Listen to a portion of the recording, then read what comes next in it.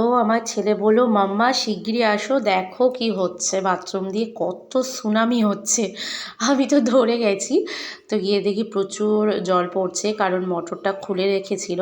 তো আমাদের ওপরে যারা থাকে তারা আর কি অতটা বুঝতে পারেনি, জলটা চালু করে দিয়েছিল। তো জলটা যে কারণে প্রচুর পরিমাণে পড়ছিল, যেহেতু মোটরটা ঠিক করতে দিয়েছিল।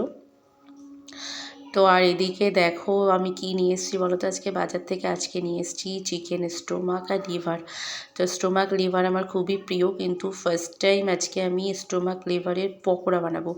এর আগে আমি কোনোদিন পকোড়া বানাইনি, এমনি রান্না করে খেয়েছি। আর এটা দুপুরের মেনু ছিল, কচুরমুখী দিয়ে বা মুখী কচু দিয়ে এখানে মাছ করে নিয়েছিলাম। আর একটু মানে শুক্তো মতো করেছিলাম সবজি টবজি দিয়ে। তো ওটাই ছেলের জন্য বেড়েছিলাম, ছেলেকে খাওয়াবো বলে।